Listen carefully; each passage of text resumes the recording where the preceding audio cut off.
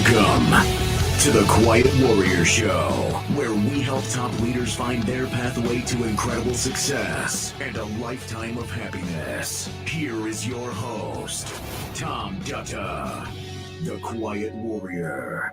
Tom Dutta, the Quiet Warrior. Hey, everybody. And now that's Tom Dutta like butter. Anybody out there like butter? I certainly do. I learned actually recently, because I'm a home cook, that butter is actually not that bad for you. This whole thing about cholesterol, yeah, whatever. But hey, let's get going. First of all, we're live streaming. What does that mean? Well, today we're on LinkedIn, Facebook, YouTube, X, formerly Twitter, and Rumble, which is an awesome platform that I'm using now. If you are on any of these feeds, you can put a comment in the chat. You can have a question. We'll put it on the screen. We'll interact with the guests. That'd be awesome. I also want to tell you that the show is growing, and it's growing because of you. So thank you so much. Our subscriber base is growing on YouTube, and it's only because we have the audience that's interested in the great topic. So we have a great guest for you coming on in just a moment. Let me start off with asking you a question.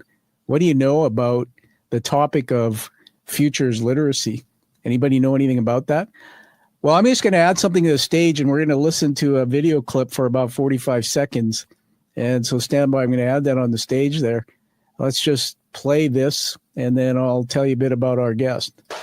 Futures literacy to me means an ability to realize that the future is not predetermined, and our efforts to predetermine it are sometimes not so our efforts to try and determine and establish a future are not necessarily effective. And so I think it's being futures literate means being open to whatever the future brings and understanding that the future will surprise you. I don't know. What do you think? He's got a good barber. Kind of looks a lot like a guy I know. Let me tell you a bit about Pedro de Senna, and then I'm going to bring him on so you can meet him, and we'll have some fun. There's a lot to him. I asked him for his resume, and I got like 10 pages. Usually I'll read a brief bio, but it's important to know the depth behind this man. He's a candidate right now for a doctorate and by public works at Middlesex University in London. I think we'll hear about that. He has a postgraduate certificate in learning and teaching in higher education from the University Buckinghamshire Chilterns, MA in theater, a BA in graphic and product design, and a diploma design and visual arts at Oxford Brookes University. Now, when you look at what he does, he says that he's currently a theater maker. I don't know what that means, but he'll tell us. It sounds pretty fascinating. And a futures literacy and foresight practitioner.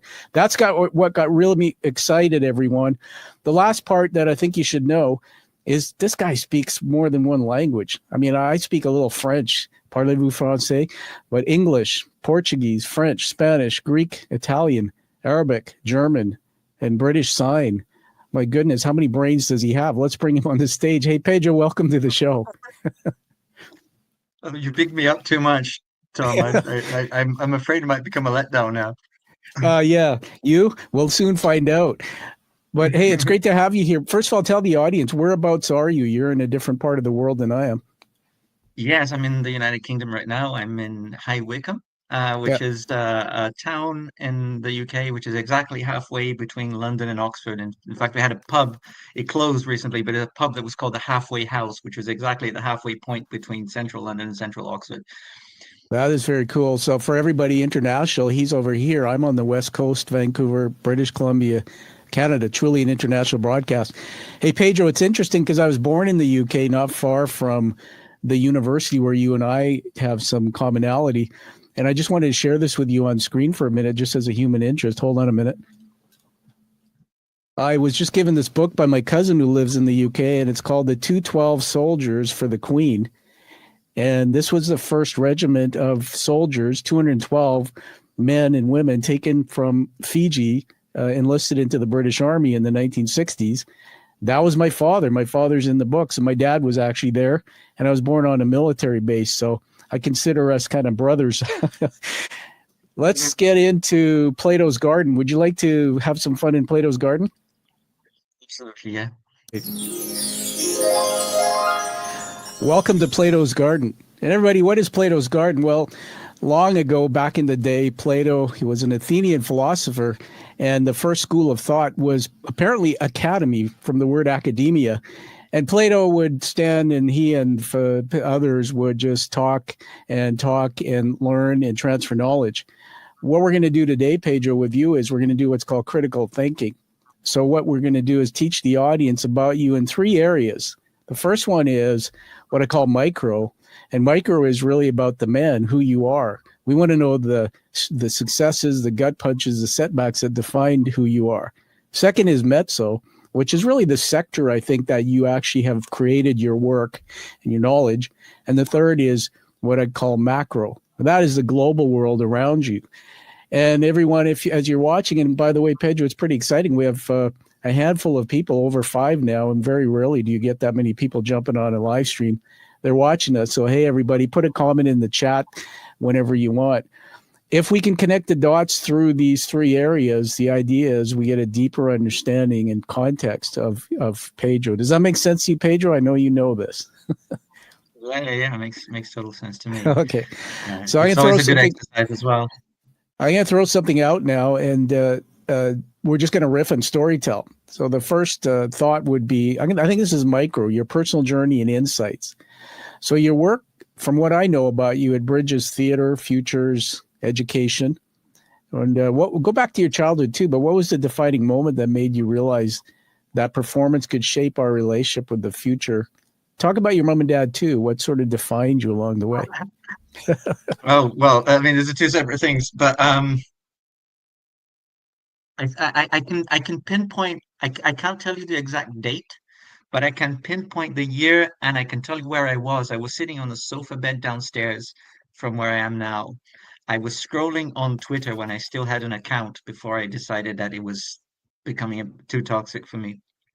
And I've been working on theater and teaching theater and making theater for the best part of 20 years. Then at that point, that was 2018. Yeah.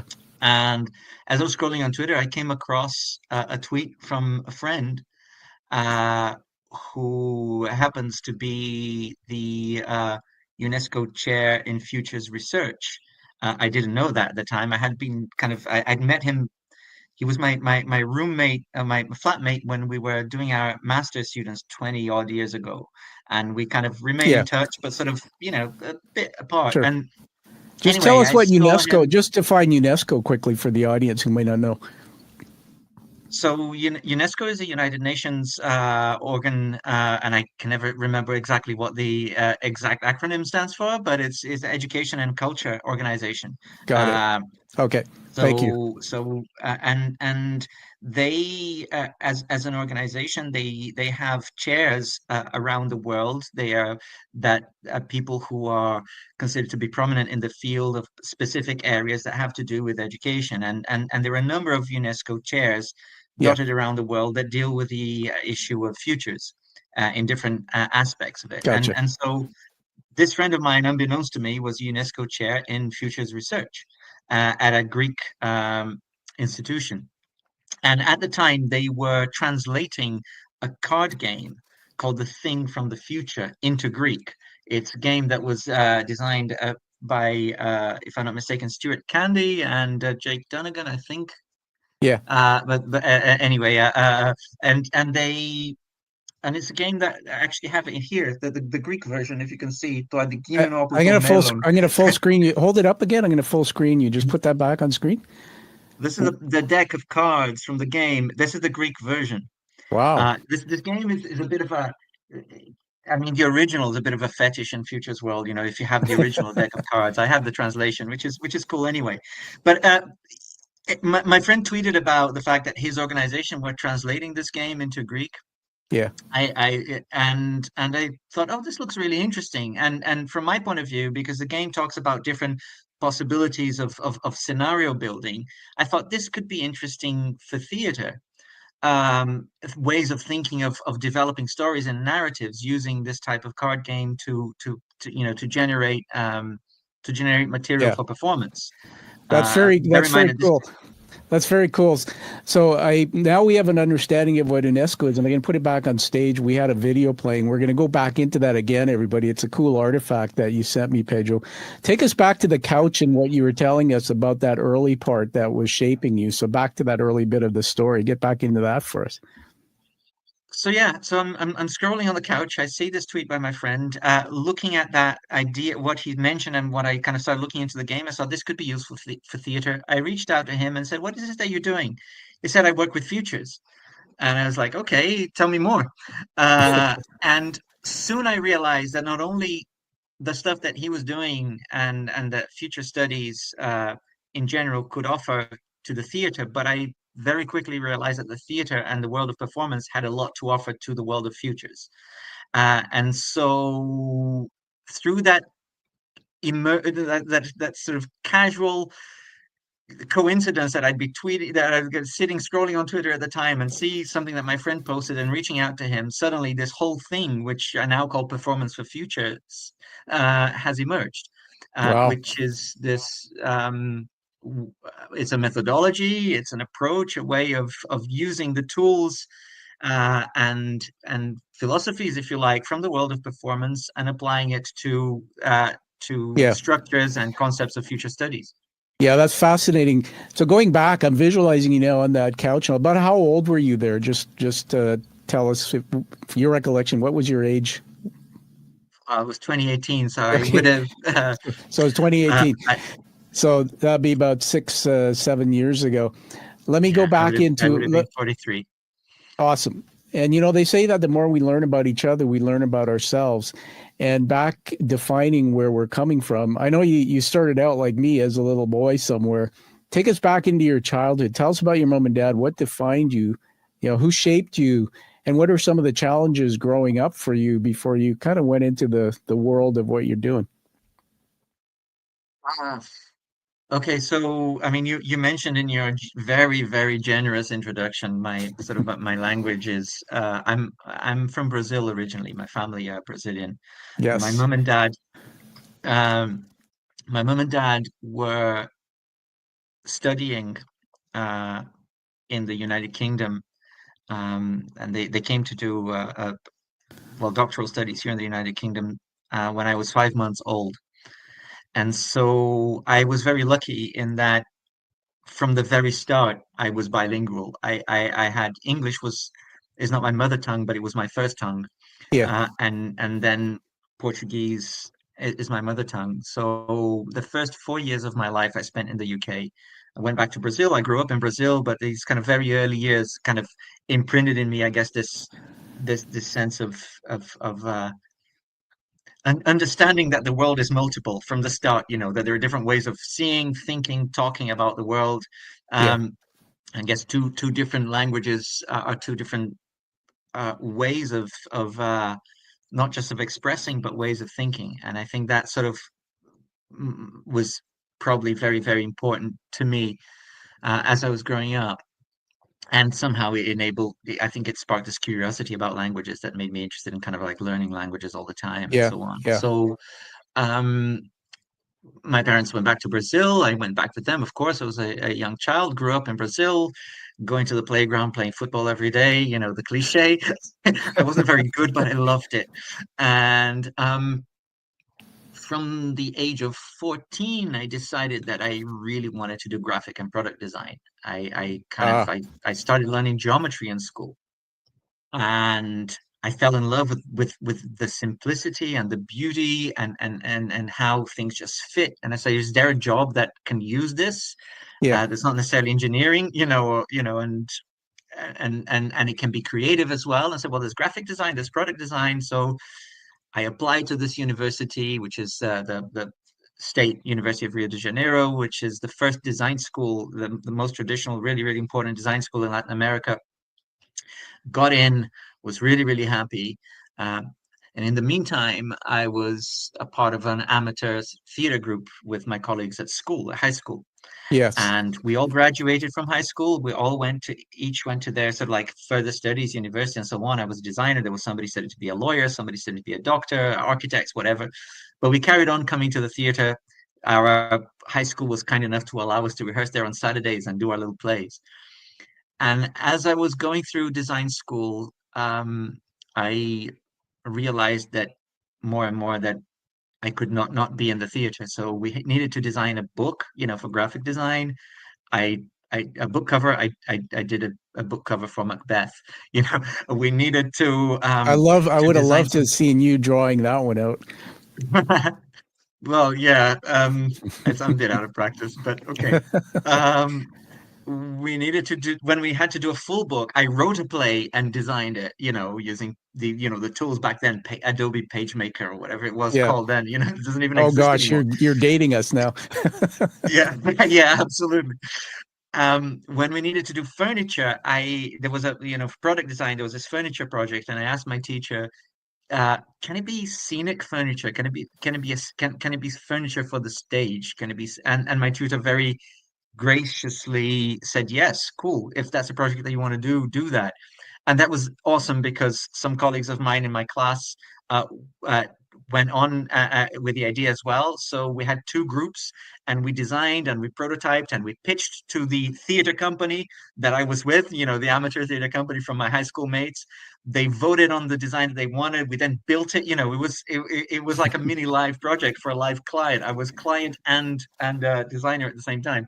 And I realized really that what I really wanted to do was theater, and that's why I came to the UK to do my master's, and that's Amazing. where I met.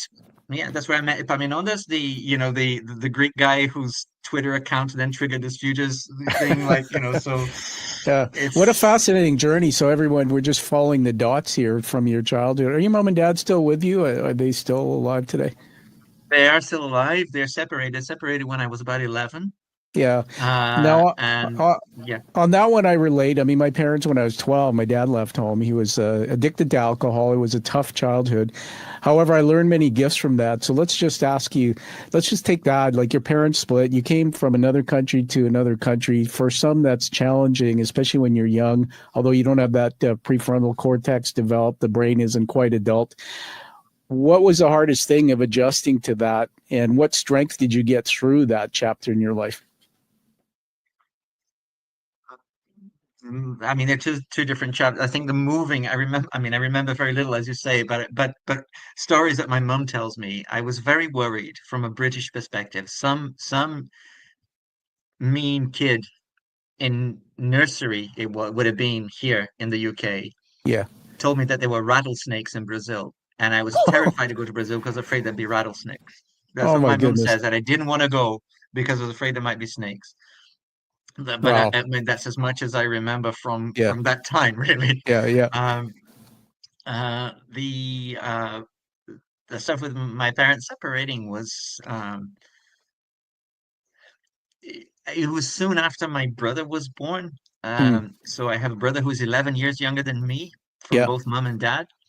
And so it was kind of, uh, I think what that meant was that, my dad left, and at 11, I became sort of like, in inverted commas, the man of the house. Of course, I wasn't, but Sure. I assumed a lot of the responsibilities for my younger brother, in terms of, helping out and so on. And I guess it was a growing up for me in many ways.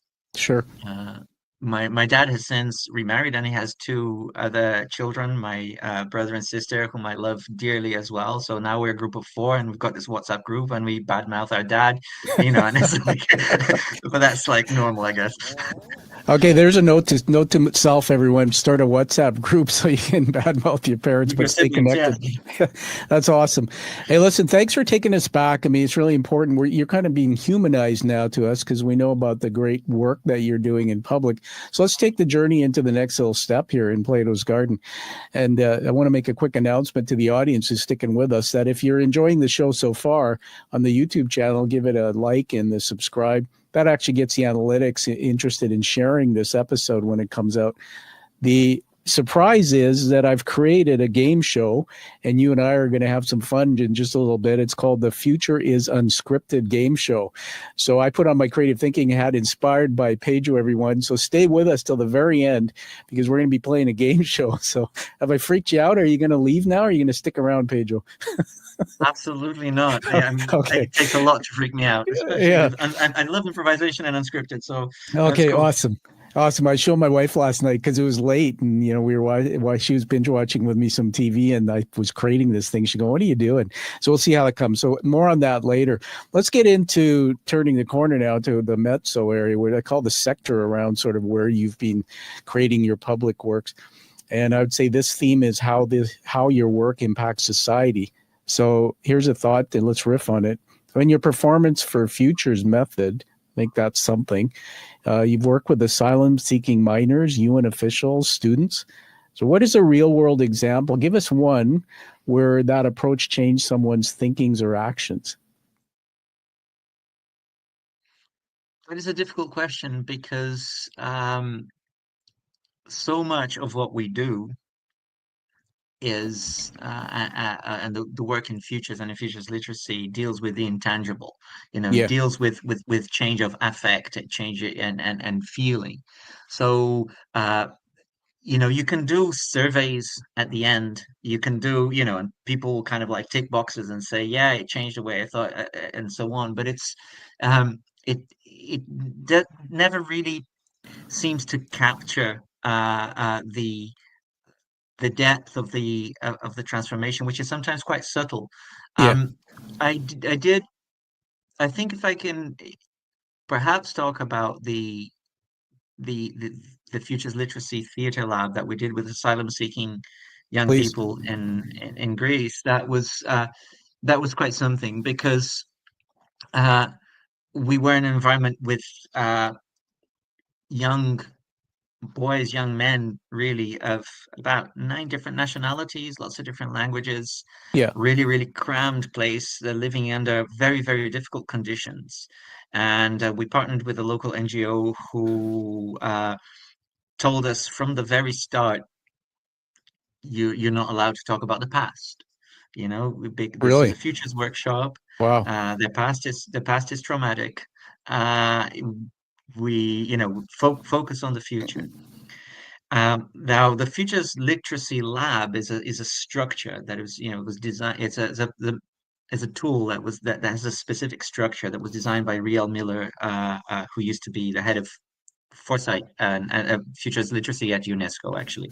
Okay. And the structure has like 3 stages. And normally, the Futures Literacy Lab is run with in corporate environments or whatever, it tends to be run with flip charts and post-it notes and stuff. And I and see. and Yeah. my idea was to replace those with human bodies and to replace some of the stuff that would have been spoken with stuff that would be physicalized.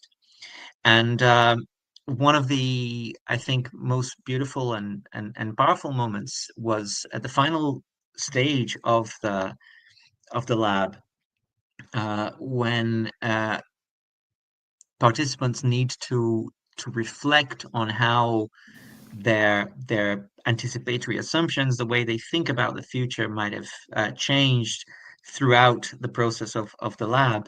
But we asked them to do that physically through a series of 3 movements, to create a phrase, a physical score with 3 movements about how their feelings kind of Yeah. journeyed and their thoughts journeyed throughout.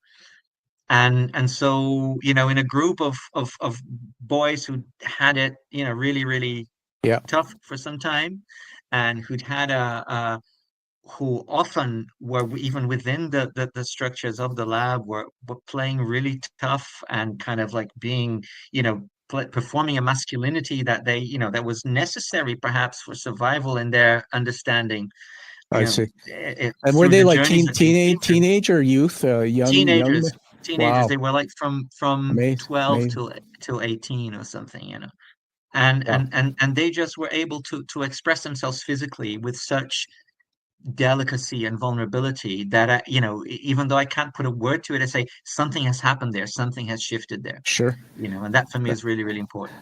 Hey, Pedro, thank you. Everybody, we're here with Pedro de Senna. I mean, he's a outstanding teacher, educator. By the way, are we both working on something in common right now through Middlesex University? You want to tell everybody about what that is? So we absolutely are. We are both candidates in a program, which is a DProf brackets TD by PW. It's the longest acronym ever. So it's a Doctorate of Professional Studies, and it's TD because it's transdisciplinary, and it's PW because it's by Public Works. So the Yeah, idea very is cool. that we take our public output, the stuff that we've put out there in the world, the stuff that we do, uh, and look at it with the transdisciplinary lens and kind of frame it. Yeah, thank you. I'm really excited now. I think you're submitting your thesis, or you'll be around June, from what I understand from your note. Everybody, I'm submitting mine in July, and there's a lot to that. A thesis could be 30 to 45,000 words. Then you have to kind of defend it, I guess, where you're in a room for a couple hours and you get to present, and then you have professors asking you questions. I'm shaking in my boots, man, because you've got so much brilliance with your background. I come from an executive background, chief executive officer in business. I've self-educated through programs, but I am learning so much, and I bless you for doing the show, Pedro, because one of the things I'm critiquing everyone is my collection of podcasts. This is approaching 300 interviews now that I've done on this show. So Pedro will be part of my thesis and research. So it's wonderful. I have a funny sense. Myself. Yeah, thank you. I have a funny sense of humor sometimes. This little sticky memo here. Just a moment ago, Pedro said in his lab, now we get what a lab is. It's kind of this experiential thing. See, in business, when I do things like communications workshops, I'll have 10, 15 executives or leaders in a room. We'll have flip charts, sticky memos. I thought it was just so cute when you said we replace stickies with people. So there's the sticky. Oh, there's Tom. That's kind of what it looks like. But the Twilight Zone, I wonder if our viewers out there would like to see something in action. I'm going to put a video back on the screen. We're going to watch it. It's only about a minute, and then we're going to ask you to tell us about it. So just let's watch this together. I'm going to just get back to the play button. Here we go. We're experimenting with tools at this point. We're developing our tools, developing our ways to think about it. I don't know how the particular exercises we did today here in this particular lab can be scaled up. But I think what we do is they might not be scalable, but they might be multipliable. In other words, if you create capacity to run these labs, you might have a multiplication of that and just get people to think about their relationship with the future differently. Yes. By my reckoning, but I would say that because I come from theater background, the theater is perhaps the final place of resistance where people will still meet, where people will still encounter and will still work out ideas and battle ideas as they've been doing for 2,500 years. All right, I'm going to take that off the screen again. There's that good-looking guy again with the same haircut as mine. Pedro, tell us what we just saw there. Just describe it even more than what you were saying. So that was before I needed glasses. That was 2019. Join the club, man. Yeah. So that was 2019, and so if you remember, my Twitter epiphany was 2018. Was that right? pre-COVID? And Pre-COVID? that was pre-COVID. Yeah. Wow. That was December 19. Crazy. So my Twitter encounter was in 2018, and through conversation with my colleague and friend in Greece, we organized that lab that I described a few minutes ago, and that was like the proof of concepts that actually, yeah, these tools can really work, that theater can really work for this. And it was a proof of concept in a really, really tough environment that, this Greek island with these asylum seeking young men.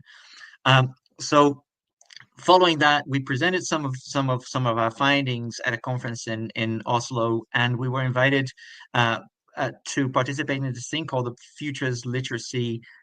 Global Futures Literacy Design Forum at UNESCO headquarters in Paris in December 2019. And what we did that was we ran a sort of a mini version of the Futures Literacy Lab with some of the people who were there experimenting with some of those tools. So what you're seeing there is people at UNESCO headquarters being physically manhandled, manipulated by me. We were working with some techniques which come from actually a Brazilian theater practitioner called Augusto Boal, Ah, and he created this method called the theater of the oppressed. And a lot of the tools that I employ in Performance for Futures come from the arsenal of tools of the theater of the oppressed. You know, he used to interesting. talk about the theater as a rehearsal for revolution. You know, you work out things that can then happen in daily life. Yeah. Interesting. So theater of the oppressed, define what that means when you say oppressed, just generally. So, Boal comes from a sort of a tradition of theater making Yeah. and thought, which is a kind of a left wing sort of Marxist thought via Bertolt Brecht, who was a German theater maker in the first half of the 20th century, and recognizing that there are structural oppressions that we face, and together with something that came from Brazilian, again, a Brazilian school of thought of education called the pedagogy of the oppressed, which talks about empowering dialogic work where the teacher-student relationship is not flipped, but it's changed so that we're talking as equals, I guess, to go back to Plato's garden and to the Yeah. academy, that is a conversation, you know, and that learning is really dialogic.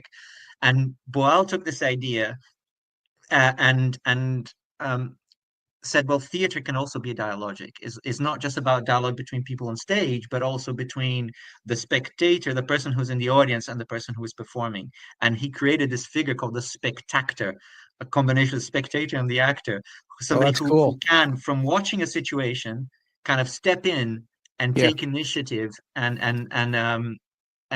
take become subject, if you like, and not just a passive observer of a situation, and rehearse and practice how might they act differently.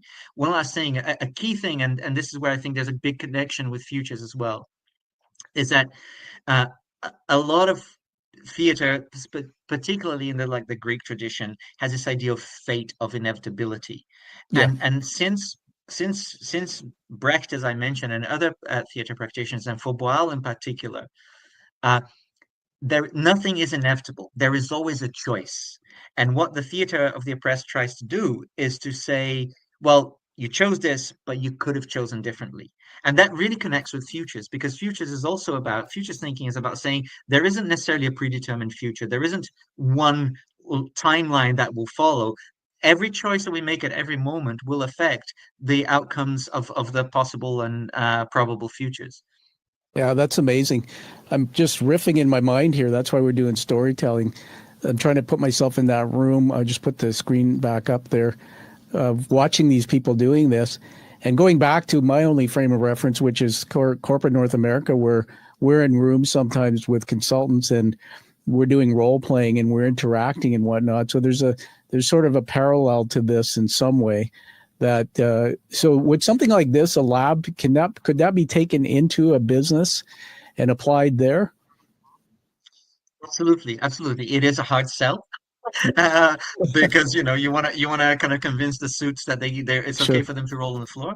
Uh, but I absolutely think so, and we know. I mean, even sort of like neuroscience tells us that Yeah, embodied thinking kind of for sure. releases different ways of seeing problems, of approaching things. So yes, absolutely, it's Yeah. it's a useful environment for it to I, happen. I want to just riff on that for a minute. It's funny, everyone. You heard Pedro. I think you said it's okay to roll on the floor, tough sell. Interesting. From my 30 some odd years in business as an executive, the highest level was a chief executive officer. I had teams of these high ego, very smart people. And I used to think that, and I'm studying this in my thesis right now about the masks we wear in business as leaders. We're afraid to take the mask off and show our vulnerability because the conditions of relationship generally, when you're a high level leader, there's authority, and you can't get too close. Otherwise, you can't discipline people or you can't give tough feedback. And that is all just absolutely incorrect, because a lot of the people I work with in business would tell me privately that they went to Tony Robbins events, where Tony Robbins, if you know any of his stuff, he does immersion and people are interacting and they're rolling on the floors. And so I started thinking, That's interesting, because here is proof of what I'm finding out through my own research, is that most people are human beings running businesses. They would love to bring something like this lab into their arena. And if it's positioned in a different way, I think we can make some inroads. So you and I are going to have some more talks about that. Everybody who's watching now, thank you for staying on. I am thrilled that we have so many people live watching. I can see it in the dashboard. Are you having fun? I think I am. Pedro looks like he's having fun.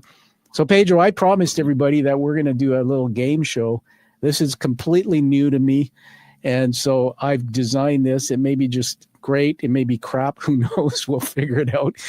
But are you ready to play some a game show? It's called The Future is Unscripted. Are you ready? Always. Just so that everybody's aware, I had no idea this was coming. Right? He didn't. And but I'm very excited though. Okay, I know. I was saying to my wife Anna, he's so creative, and this is the world he lives in. I know nothing about it. I wonder he's going to get excited. Now you can see my studio camera here, everyone. If you can look on the screen there, I've got a sheet of paper. Okay, so this is the script I prepared for the game show. Everybody, welcome to The Future is Unscripted. The Future is Unscripted, where we're going to have Pedro de Senna interpret a surreal image containing 3 elements and create a live story, maybe a scene, and I'm going to challenge him to have a lot of fun doing this. And this is a mashup of multiple things that we're going to put on the screen in just a minute.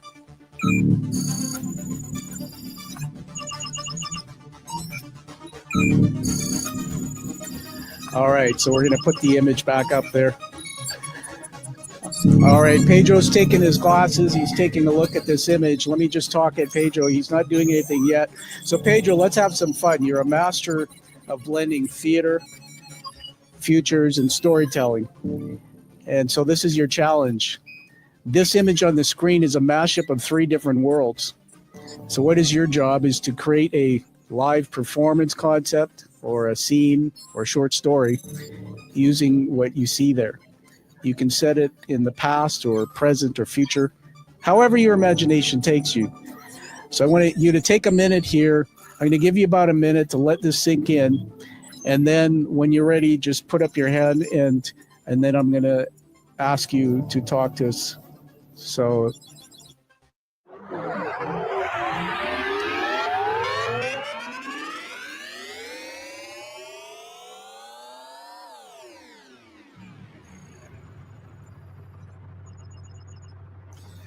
Pedro's thinking right now, and he's going to tell me when he's ready. Okay, I think I got a sort of a sort of obvious sort of thing, and it's a bit physical. Okay, so you just tell me when you're ready. I just say ready, and then I'm going to let you have the time. You just tell us when you're ready. Okay. Everybody, we're the Future Unscripted game show here with Pedro de Senna. I'm as ready as I'll ever be. Just probably I'm not ready at all, but that's cool. Go for it. Okay. All right. So now over to you, Pedro. It's showtime. Do the people out there, can they see the image? Have they seen it as well? Yeah. So the image is on the screen for those watching the live stream and the video when it's produced. Will see this image. Those on the audio, when it's a podcast, will only hear you. So take that information and do whatever you want with it. And so some of the things that you might talk about is what's the first thing that jumps out at you? Is if this was a scene in a play or film, who are the characters? What's happening? How these 3 elements connect? Give us the title, like what this performance world might be. Explain what you're seeing there so the audience can observe. Whatever you want to do, it's showtime. So I'll describe what I see because my response is physical as well. Those of you who can see, kind of something. I stood up, I pushed my chair back. I want to stretch out both ends.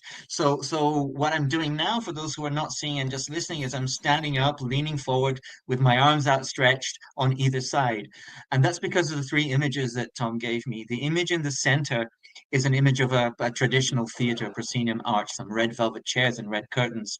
The image on the right looks like something from an archaeological site from the past, could be somewhere in the Andes, or it could be somewhere maybe in Southeast Asia, a figure like a stone temple of some sort. And the figure on the left is this futuristic city where there are things, these giant cubes that are floating up, and I'm picking up boxes that are on my desk, which is very messy, and kind of making them float up as well.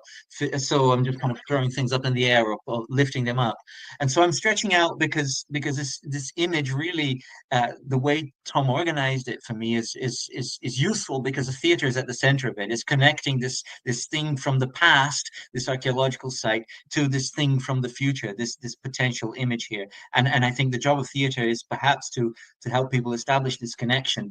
And this is as far as I got. We're gonna add me back to the screen here, everyone. Let me just turn that up. We'll tidy up all the sound effects here. Just let me just move a few things around here. Have floating boxes.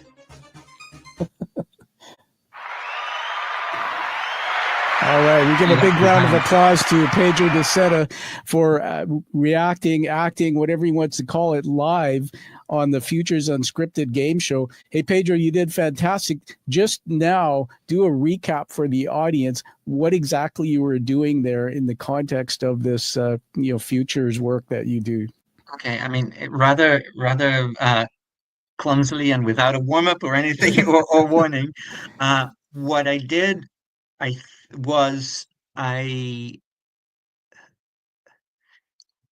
try to use what the tool that theater gives me, Yeah. which is the ability to think with your body, not just with your brain. So theater is about bodies in space and relating to each other. Bodies and objects, of course. Theater happens in 3D. And go back to that video where you said, there's two people in a room. There's an act of theater there. So the image that you presented me with was an image that had a particular spatial organization, theater at the center, between something that had a kind of a past vibe and something that has potentially a future vibe. At least that's how I read the images. Yeah. And so my first instinct was to physicalize that, to place myself as the theater person at the center, like in your image.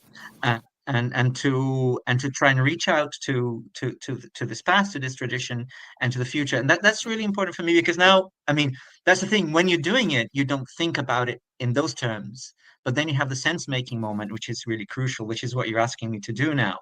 And one of the things that I've been particularly interested in lately is working with Global South indigenous knowledges and how these might relate to futures. And so there's an indigenous thinker from Brazil called Ailton Krenak. He talks about ancestral futures.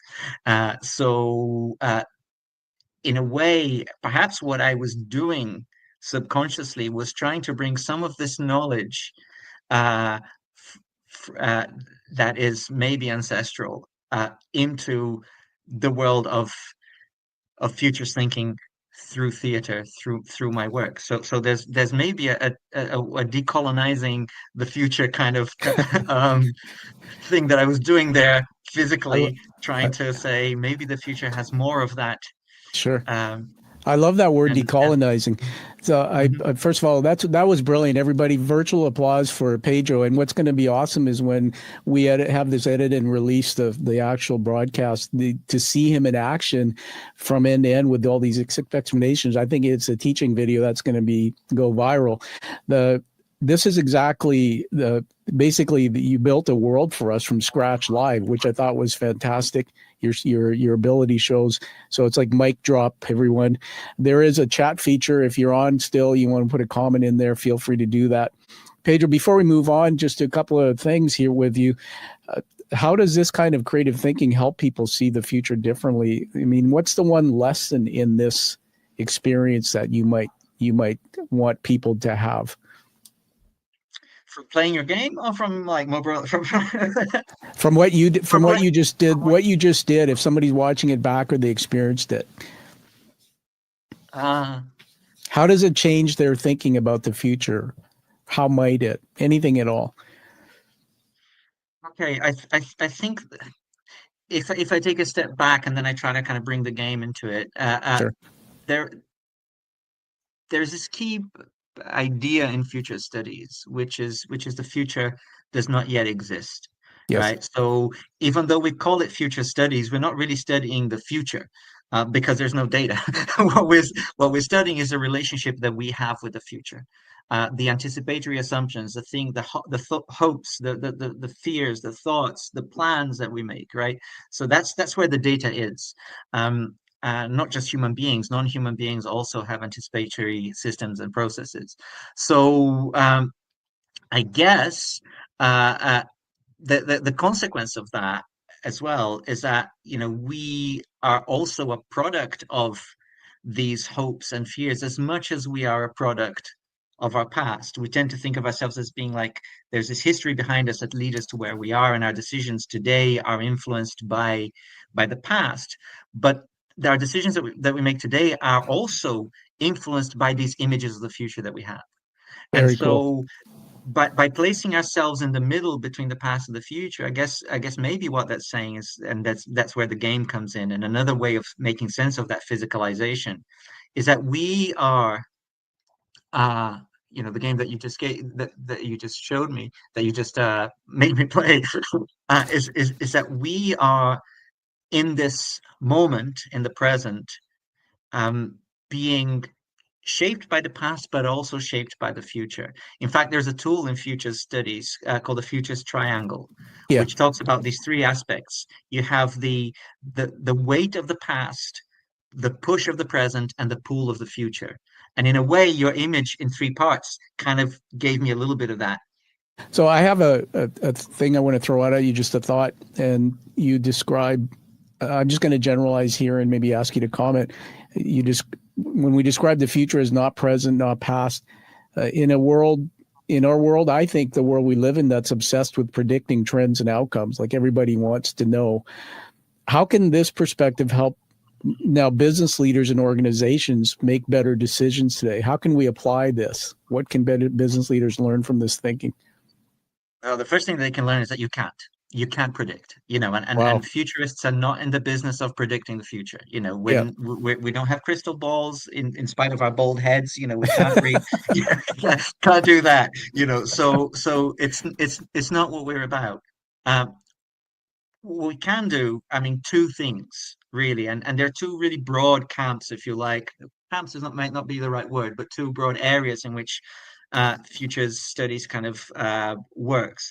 On the one hand, there is what we call anticipation for the future, which is where we make plans, where we strategize, where we maybe look at possible different scenarios. What if this happens? What if that happens? What if that happens? What if that happens? So, Yeah. and be prepared for different eventualities.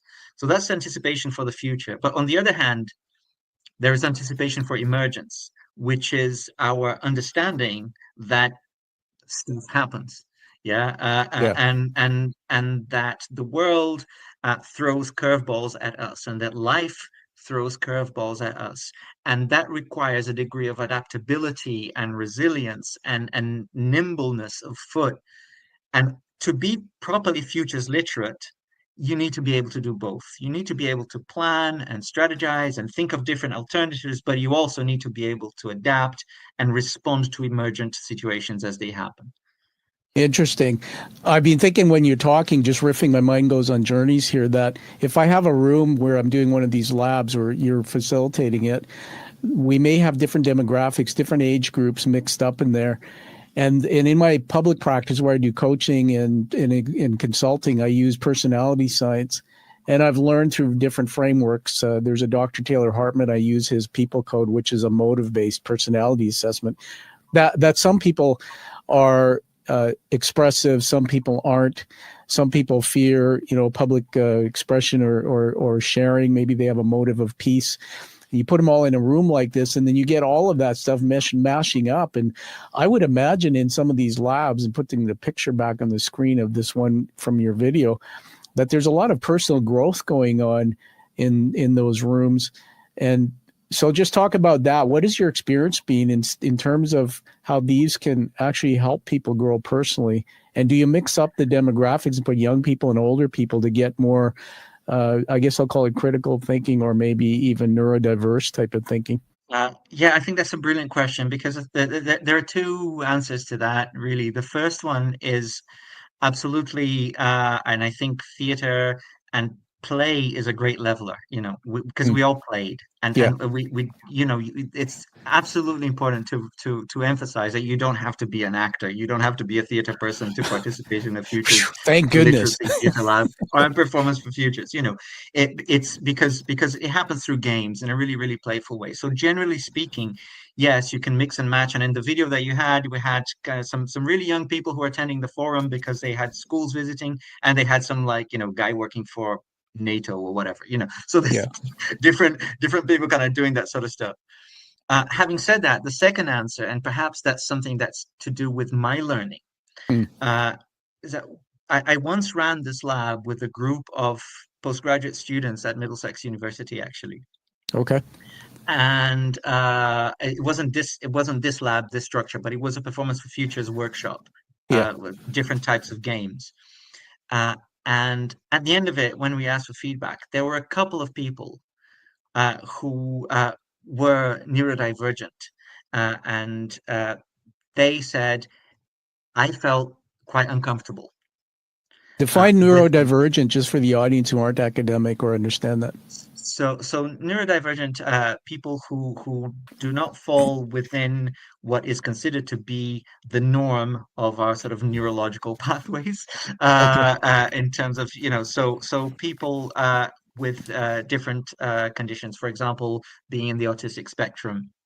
Okay, so a couple of people who said, you put me in a room full of people and asked me to move around. It really felt uncomfortable for me. and Gotcha. and and that yeah and that taught me that you really need to be paying attention to who you're working with. And I'm not making excuses for myself, but at that point, it was a fairly small room, really, really crowded. So there wasn't, an ideal number of people for a workshop like this. Maybe it's 12, 15 at the most, and I was working with like 35 people in a room. So you can't really give everybody and pay attention to the people who are starting to feel a bit uncomfortable and so on. Generally, as a facilitator, your job is to also look after the participants in a workshop. And so that taught me that I really need to be careful and really work with smaller groups and pay attention. Or work with Gotcha. a second facilitator if we're working with a larger group, so that you're co-facilitating and really being able to care for, because it's really important that you do. No, that's really helpful. Have you ever done anything with people with disabilities?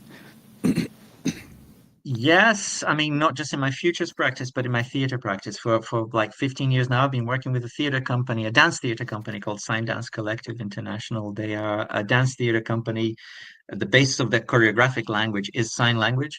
Ah, And so I mean, their work is incredible, beautiful, and starts from a point of view of difference, and in art, difference is great. no, So that's awesome. it's beautiful. Now I'm having fun because I remember when I introduced you, your resume had you do some languages in sign. So I'm gonna just put you on the spot here. I'm gonna full screen you for a minute. Sign something to us and then tell us what you said. Something inspiring or anything at all. It can be silly, like I'm here and having fun. So I'm gonna full screen you and just go for it.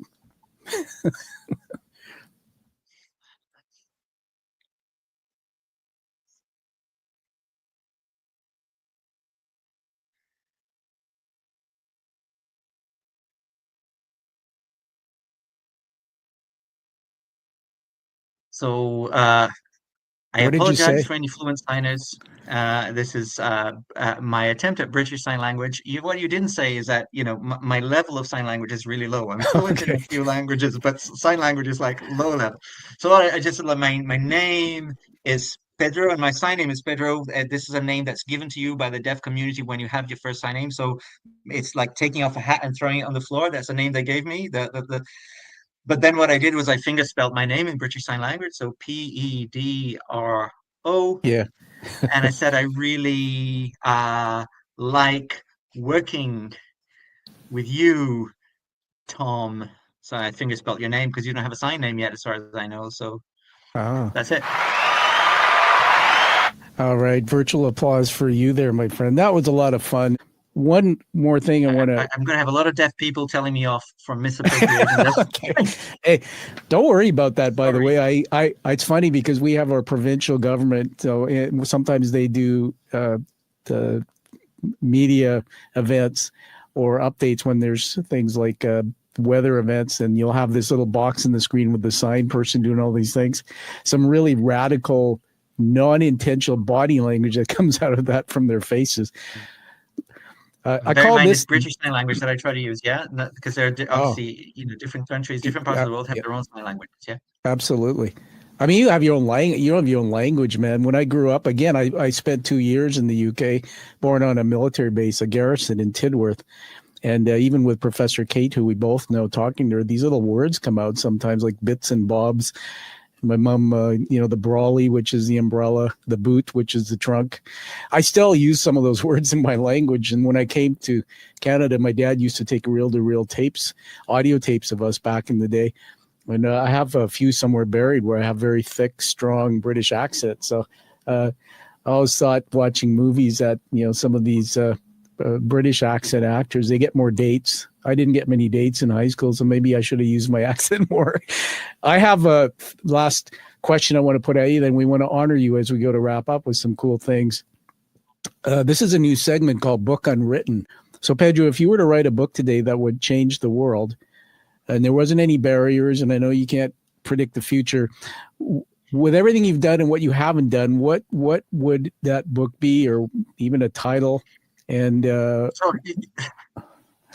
So I mean, seriously, I mean, I have this book. You know, the book you want to write. It's actually called Theater Games for the Future. Wow. 50 tools to change the time after now. Oh, I love that. And so it's an exercise book with performance for futures tools. I'm actually in the proposal writing for that book. Hopefully, in a couple of years' time, you invite me and say, "Hey, here's the book." Because it is about changing the time after now, changing, transforming the world. So you thank you for that plug, like in advance. I'm so inspired by you and by that. And by the way, you're absolutely welcome to come back in the future. And you see on my studio here, I'm madly making notes in my little books. I'm writing this down, future book. You're a quiet warrior now. You're part of the community. You come back. I promise you, I'll read your book. I'll do a 5-star review if it's worthy. Put it out there. The other thing, shameless plug here, is I just launched last year my own publishing company. So we have other ways we can help you. But that is so awesome. Tell us again, what was the title of that book that you had in the mind? It was called Theater Games for the Future. Well, you heard it right here, everyone. Yeah. On the Quiet Warrior Show, Theater Games for the Future. So segueing from what you said earlier about language, it's really important. And the thing that I'm currently doing, I think that I'm really, really proud of, is that together with some other people, we are launching a Brazilian Association of Futurists.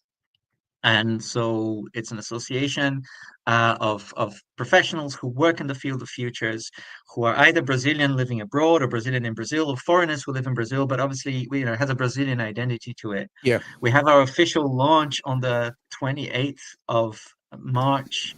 It's going to be an online thing. Watch the space. We've gone through the bureaucracy. The paperwork is done, but we're kind of like organizing an online event. So we will be announcing that soon.